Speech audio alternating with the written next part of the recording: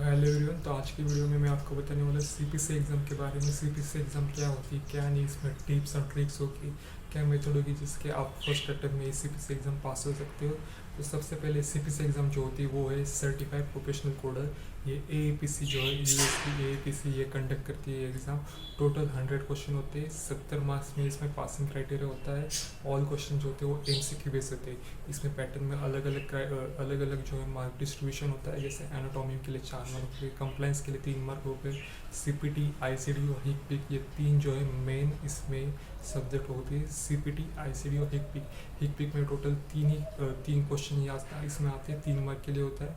ICD ये at least 10-15 mark के लिए होता है, जिसमें अलग अलग सीपीटी के कुछ कोड में भी आईसीडी आएगा।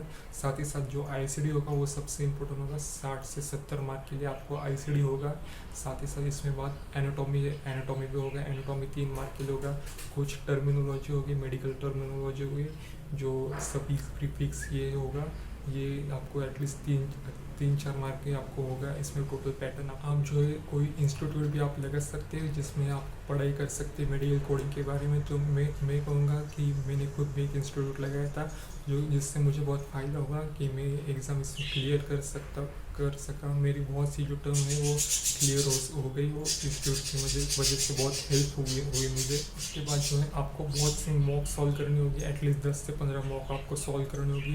पहले के जो मॉक होगी आप थोड़ा टाइम लेके सॉल्व कीजिए, उसके बाद की जो सारी मॉक होगी आप ट्राई कीजिए कि 3 घंटे के अंदर ही आप सॉल्व कर सकते हैं। इसके बाद आप चेक कीजिए कि 100 में से कितने आपको मतलब पास हो रहे हैं, 70 से ज़्यादा आपका आ रहे हैं क्या नहीं आ रहे। ये ट्राई कीजिए। कौन से चैप्टर में कौन सा मॉडिफायर जाता है, कौन सा मॉडिफायर नहीं जाता, ये भी आप देख लें, क्योंकि ये भी बहुत फ़ायदेमंद होगा। एलिमिनेशन मेथड इसके हम कहेंगे, एलिमिनेशन के मेथड के लिए फ़ायदेमंद होगा। ये जो टिप्स और ट्रिक्स होगी इम्पोर्टेंट होगी।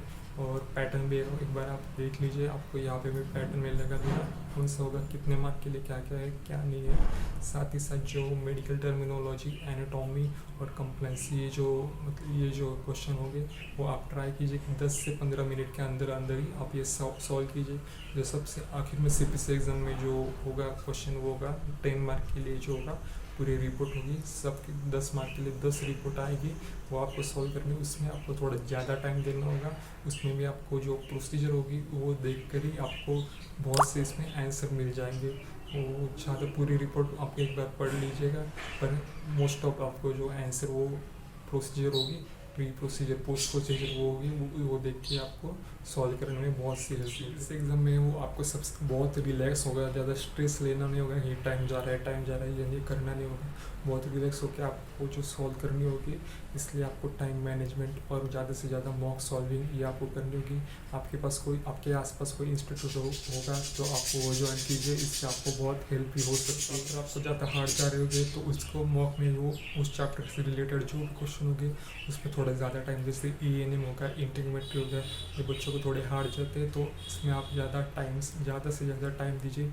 जो रिपोर्ट आती है जो 10 मार्क के लिए, इसमें भी ईएनएम और इंटीग्रोमेट्री के रिलेटेड भी क्वेश्चन थोड़े ज़्यादा होते हैं, तो वो भी आपको थोड़ा मदद करेगी। ईएनएम इंटीग्रोमेट्री सिस्टम में ज़्यादा गाइडलाइन है, 10 से 12 गाइडलाइन है, वो आप याद रख लीजिए। कौन सा मॉडिफायर उस चैप्टर में जाता है, कौन सा मॉडिफायर नहीं जाता है, 25 मॉडिफायर का है, 26 मॉडिफायर का है, ये भी आप देख लीजिए। बहुत हेल्प, मॉडिफायर रिलेटेड भी बहुत से क्वेश्चन आपको आते हैं, जैसे 26 मॉडिफायर हो गया, 26 versus TC modifier, 51 versus 59 modifier, 77 versus 78 modifier, ये जो मॉडिफायर है इससे रिलेटेड भी आपको जो सीपीटी बुक के लास्ट में जो अपेंडिक्स दिए है, अपेंडिक्स है, इसमें आपको सारे मॉडिफायर्स के एक्सप्लेनेशन भी मिल जाएंगे। साथ ही साथ कोई से मॉडिफायर जो 51 मॉडिफायर से एग्जाम्प्टेड है, वो भी आप जो अपेंडिक्स पीछे दिए हुए हैं वो भी अपेंडिक्स आप एक बार देख लीजिएगा।